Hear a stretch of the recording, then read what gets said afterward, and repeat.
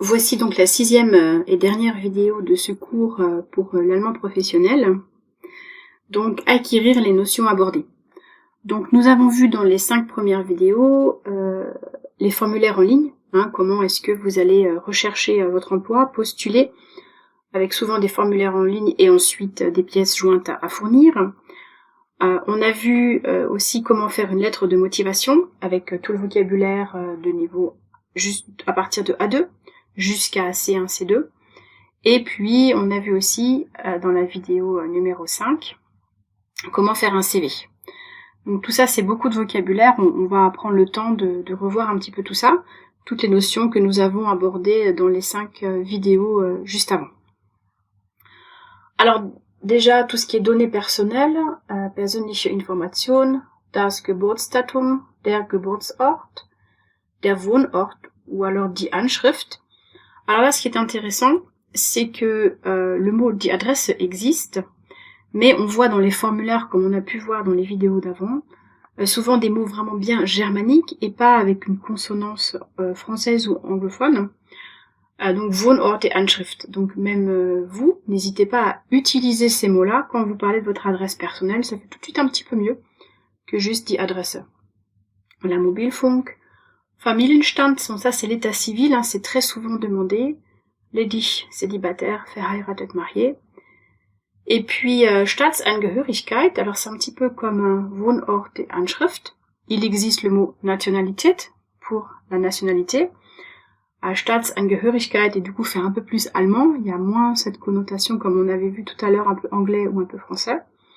N'hésitez pas vous non plus à l'utiliser plutôt que le mot Nationalität. Ça fait tout de suite un petit peu mieux en fait, si vous voulez. Alors on va voir tout ce qui est scolarité. Alors bien sûr vous allez peut-être parler de votre lycée, par exemple si vous avez été délégué ou si vous avez fait des projets intéressants.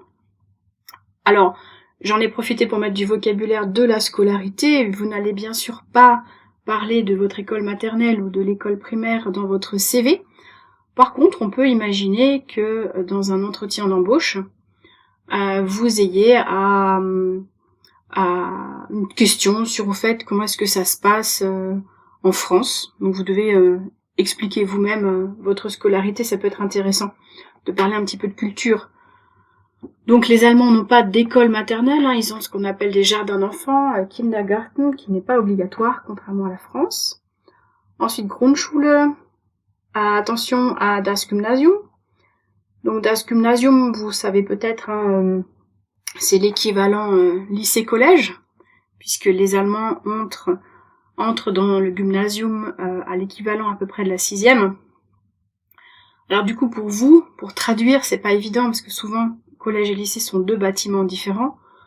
Donc je vous propose tout simplement de mettre, pour traduire les 4 années de collège, Gymnasium. Vous pouvez mettre le nom de votre collège en italique, par exemple, pour montrer qu'il s'agit du français, la ville. Et puis ensuite, pour traduire le lycée, vous mettez Gymnasium Oberstufe, pour montrer les 3 dernières années du lycée. Le nom du lycée, pareil en italique, puisque ce sera un nom français, et la ville. Et puis je vous invite à bien écrire si vous avez été délégué d'une classe, ça peut être une compétence que vous pouvez mettre en avant. Voilà. Alors on va passer au bac. Donc attention, le mot Spezialität en allemand ne sera pas utilisé pour dire que vous avez telle et telle spécialité pour le bac. Le mot Spezialität est un vocabulaire technique ou même vocabulaire culinaire. Les spécialités, ça va être la salade de tomates mozzarella par exemple, mais pas de spécialité au bac. Mettez plutôt le terme mit Schwerpunkt. Alors vous avez certainement appris que bac, ça se dit Abitur. Donc Abitur, c'est vraiment dans le langage plutôt parlé. La désignation officielle du baccalauréat, c'est bien Allgemeine Hochschulreife. Donc ça, vous pouvez le mettre dans vos diplômes. Après, bien sûr, en fonction du type de diplôme, vous pouvez reprendre le terme Abitur, wissenschaftliches Abitur ou littérarisches Abitur pour bac littéraire. Pour ceux qui ont fait un bac technique, vous pouvez mettre technisch orientiertes Abitur. Et puis la plupart des matières, vous les trouvez facilement sur Internet pour pouvoir les traduire. Sachez que sciences de l'ingénieur, ça se dit Ingenieurwissenschaften. Alors les Allemands ont pour le bac 4 matières à passer. En France, on en a plus d'une dizaine. Et en Allemagne, on distingue les Leistungskurs et les Grundkurs, ou les Leistungsfächer et les Grundfächer. Donc ce sont les matières principales. Donc vous pouvez avoir 2 ou 3 Leistungsfächer et 1 ou 2 en fonction des Länder, Grundkurs ou Grundfächer, c'est pareil. Donc vous pouvez écrire mit Leistungsfächern, attention mit plus datif, hein, et n à Fächern, pour expliquer un petit peu vos matières principales lors du baccalauréat. Attention, le mot Leistungsfächer va s'utiliser seulement pour l'Abitur. Vous ne pourrez pas utiliser ces termes quand vous parlerez de l'université ou de votre BTS ou de l'IUT. On y revient tout de suite après. Alors vous pouvez aussi parler de Nebenfächer. Donc ça, ce sont des matières, on va dire, secondaires. Donc si vous avez fait un bac scientifique, vous allez mettre en avant les maths et la physique, par exemple. Mais vous avez aussi eu des cours de langue, de philo. Et donc ça, vous pouvez le mettre en Nebenfächer. Et Durchschnittsnote, c'est la moyenne. Donc attention, une note en français n'équivaut pas à une note en allemand. Petit rappel, en Allemagne, les notes vont de 1 à 6. 1 est la meilleure note, et la moyenne est à 4,3. Hein, donc c'est pas vraiment au prorata, c'est pas vraiment pareil. En Allemagne, on trouve, il n'est pas rare d'avoir dans un collège ou dans un lycée un élève qui a son bac avec 1,0. Bon, en France, hein, les élèves qui ont leur bac avec 20 de moyenne, on en parle dans les journaux locaux, donc c'est un petit peu moins courant. Donc n'essayez pas vraiment de traduire vos notes, ou en tout cas si vous le faites, n'hésitez pas à... Voilà, 14 c'est vraiment une bonne note en français, en France, hein, donc ne vous mettez pas 3 pour 14, mettez bien un 1,7 par exemple. Hein. Attention à ça. Bien, alors, donc attention à ce Mitleistungsfächer, non? Bien, alors maintenant on va passer, donc si vous avez fait une classe préparatoire. Alors, classe préparatoire, les Allemands, il y en a certains qui connaissent ce système, donc vous pouvez très bien le mettre en italique et entre guillemets dans votre CV, et ensuite donner une explication. Ça sert à rien d'essayer de traduire, ça marchera pas. Ça voudra aussi rien dire en Allemagne. Donc essayez de dire qu'en fait c'est 2 ans d'études pour la préparation. Alors par exemple pour les classes préparatoires scientifiques à la préparation à une intégration dans une école d'ingénieurs, pour les classes préparatoires littéraires, pour ceux qui ensuite veulent intégrer un master de philo, de langue par exemple. Donc je vous propose comme explication zweijähriges Studium für die Vorbereitung auf die Aufnahme in verschiedenen Ingenieurhochschulen. Donc vous pouvez expliquer que ça correspond au système français. Donc en fonction de la place que vous aurez dans votre CV, vous pouvez avoir envie de raccourcir ce mot verschiedenen. Vous pouvez mettre comme ça, en abrégé. Ou là, pareil, si vous avez de la place, vous pouvez mettre Französisches System en entier, ou alors au contraire le raccourcir. Donc ça peut être bien si ça vous évite de passer à la ligne, ou si vous arrivez en fin de ligne, ou qu'il vous faut un petit peu de l'espace en plus, en fonction de votre pagination. Ensuite, il faudra expliquer que cette classe prépa, ça correspond à un bac plus 2, hein, donc Vordiplôme, ce qu'on appelait à l'époque en France le DUG, donc bac plus 2, hein, L2 à peu près, et dites si c'est scientifique, littéraire, économique, etc. Et là, vous allez décliner en Hauptfächer, matière principale, et Nebenfächer, matière secondaire. Alors attention vraiment aux classes préparatoires, elles se font dans un lycée hein, la plupart du temps, donc ne mettez pas le nom du lycée, ce sera valable aussi pour le BTS. Il y aurait un risque de malentendu, c'est un petit peu compliqué pour des Allemands qui connaissent pas du tout notre système. de dire bah oui, je fais des études, j'ai mon bac, je fais des études, mais je suis encore au lycée. Donc évitez de mettre le nom du lycée. Alors pour ceux qui ont fait un IUT et un BTS, donc pareil, il y a différentes manières d'expliquer les choses plus que de les traduire. Donc fois diplôme, bac plus 2, donc là vous allez dire que vous étiez dans une université technique, de telle université, dans telle ville en France. Alors précisez bien que vous êtes en France, hein, c'est tout bête, mais c'est vrai que nous, hein, quand vous faites votre CV français, bah, vous le précisez pas. Comme vous postulez à l'étranger, il faut le préciser.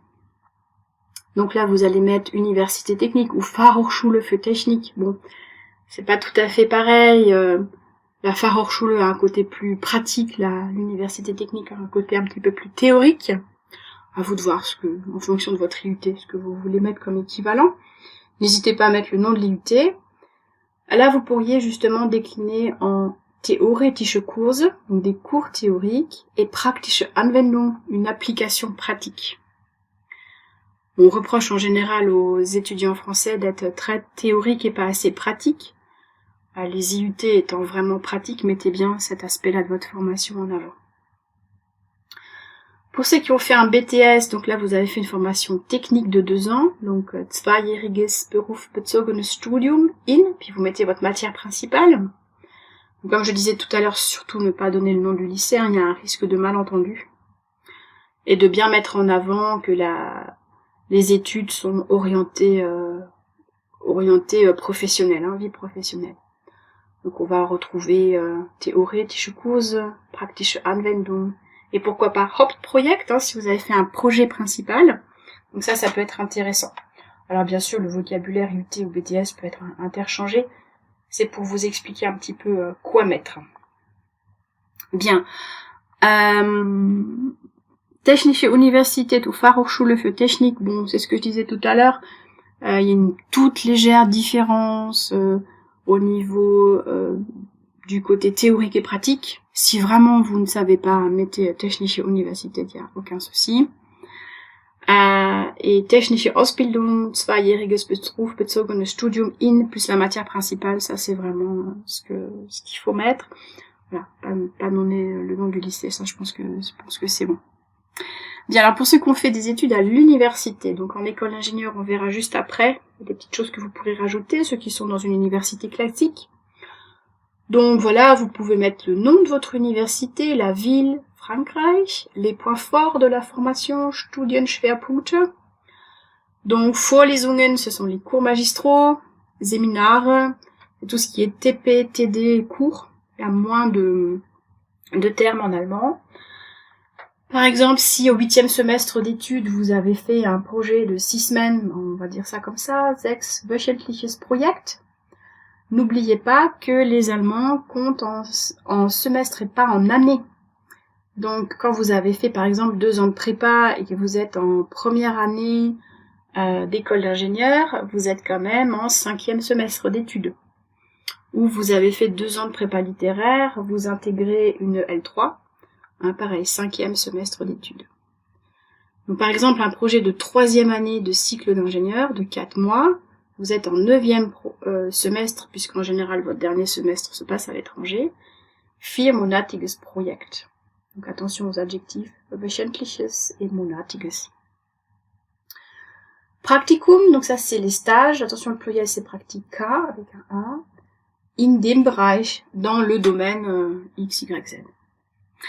Alors, ce qui va être aussi intéressant, Abschluss, ça c'est le diplôme de fin d'études, et vous allez pouvoir mettre que il est prévu que vous ayez terminé vos études pour septembre 2000 et quelques. Donc par exemple, vous avez vos examens encore en juin-juillet, le jury se passe en septembre, vous avez votre diplôme en septembre. Donc, vous pouvez très bien postuler à partir de mars, pour un février-mars pour un stage en l'été. Vous n'êtes pas encore diplômé, mais vous êtes en train d'être diplômé, et du coup, vous pouvez le mettre.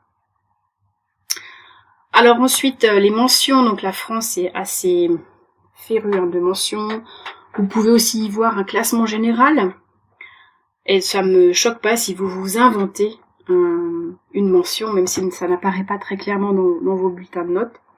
Donc Gesamt, Prädikat, gut, sehr gut, contentez-vous juste de bien et très bien. Mais vous savez tous si vous faites partie des 5 premiers de promo ou pas. Donc à vous de voir si vous voulez rajouter des lignes dans votre CV. Alors passons maintenant aux écoles d'ingénieurs. Donc ENS, ce que vous voulez. Donc effectivement, en général, en France, on est très attaché à son école d'ingénieur. N'insistez pas trop sur ces sigles, puisqu'en Allemagne, ça ne veut pas dire grand-chose. Insistez sur Ingenieur Hochschule an der Universität. Donc il faut bien préciser que votre grande école était quand même au sein d'une université, puisqu'en Allemagne, l'université, il y a un côté un petit peu plus élitiste, si vous voulez. En France, c'est le contraire, hein, les écoles de commerce, les écoles d'ingénieurs ont un côté élitiste. En Allemagne, c'est tout ce qui se fait au sein d'une université. Donc là, vous mettez la ville, Frankreich, le domaine. Vous pouvez aussi mettre vos filières, donc par exemple Maschinenbau pour mécanique, informatique, und Netzwerk pour informatique et réseau. La chimie avec un E pour chimie. Donc là, vous allez reprendre le thème de tout à l'heure, Abschluss. Par contre, les ingénieurs, vous serez diplôme ingénieur, IN, plus la filière. Et du coup, vous mettrez sur vos cartes de visite ou sur vos CV en haut, dipl, point, le trait du 6, Ing. Donc ça, c'est vraiment votre titre que vous allez pouvoir mettre en avant. Et toujours avec voraussichtlich September 2000, blablabla. Donc il est prévu que vous ayez votre diplôme en telle année. Bien. Terminons un petit peu le vocabulaire donc avec les langues. Donc là, il y a différentes manières d'écrire les langues, comme on a pu le voir dans les CV que je vous ai montré dans les vidéos d'avant. Fließend in Wort und Schrift, mündlich, schriftlich. N'oubliez pas, c'est tout bête, mais Französisch Muttersprache. Vous postulez en Allemagne ou en Suisse, ou pourquoi pas au Luxembourg, en Autriche, et vous mettez le français en avant comme langue maternelle. Il faut juste y penser. Sehr gute oder gute Kenntnisse, donc en fonction si vous avez de très bonnes connaissances. Si vous avez des connaissances de base, vous avez peut-être appris tout seul sur Internet ou dans un centre de langue un petit peu de japonais, vous pouvez mettre Grundkenntnisse, vous avez des connaissances de base, peut-être, pourquoi pas. Votre futur employeur peut vous payer une formation de langue. Dès que vous avez des connaissances, ça va toujours tout de suite plus vite. Et puis bien sûr, le niveau de langue européen, hein, connu, A1, A2, B1, B2, C1, C2.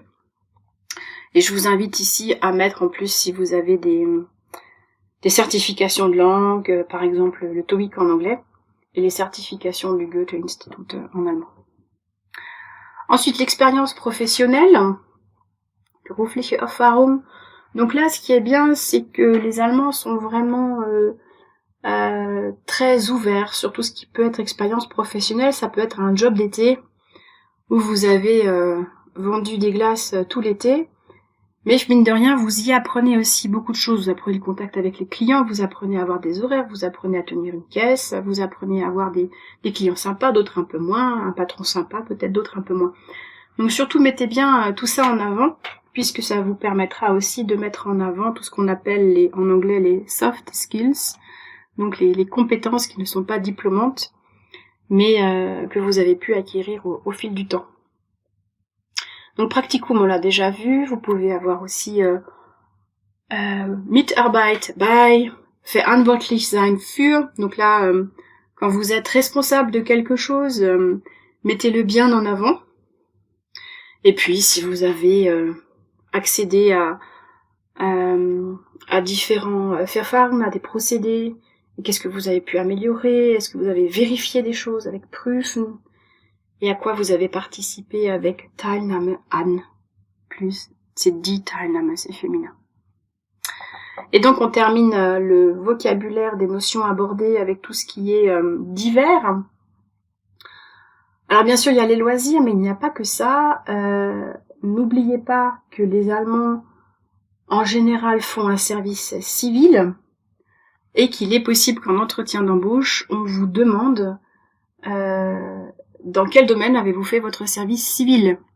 Or, en France, c'est beaucoup plus rare qu'on en fasse. Donc, il faudra expliquer que oui, vous savez bien qu'en Allemagne, après le gymnasium, Beaucoup d'élèves prennent un an avant leurs études, s'estimant peut-être pas assez mûrs ou voulant acquérir de l'expérience. Ils font un service civil, donc ils ont un petit peu d'argent de poche de l'État, et ils vont en général travailler dans des structures comme des maisons de retraite, des instituts pour personnes handicapées ou des jardins d'enfants. Certains font aussi un service militaire de plusieurs mois, donc à ne pas du tout comparer avec la journée de formation que vous pouvez avoir en éducation civique. En tout cas, voilà, de dire que vous n'en avez pas fait, et vous savez aussi qu'en Allemagne, ça se fait. Mettez bien le permis de conduire, et surtout si vous avez une voiture ou pas à disposition, puisque, par exemple, ceux qui travaillent dans le Grand Est, les transports en commun entre les frontières ne sont pas très bien exploités. Donc c'est important de pouvoir mettre que vous avez votre propre véhicule. Mettez aussi vos compétences et vos connaissances en informatique. Est-ce que vous maîtrisez bien Word, Excel, PowerPoint? C'est assez important, c'est pas parce que vous avez Bac+3, Bac+5 que vous êtes très à l'aise là-dedans. Donc mettez-le si c'est le cas. Mettez en avant tout ce qui est compétences, soft skills. Donc ça c'est vraiment important. Vous pouvez même en faire une partie à part dans votre CV. À vous de voir si vous êtes à l'aise avec cette partie-là. Et puis bon, tout ce qui est hobbies, sonstiges, donc le sport, l'art, la photographie par exemple. Voilà. Mais écoutez, je vous souhaite vraiment viel Erfolg pour tout ça. J'espère que ces 6 vidéos vous auront vraiment permis de comprendre comment ça fonctionne, comment postuler dans un pays germanophone. Et je vous souhaite tout plein de bonnes choses pour votre avenir. Au revoir. Auf Wiedersehen.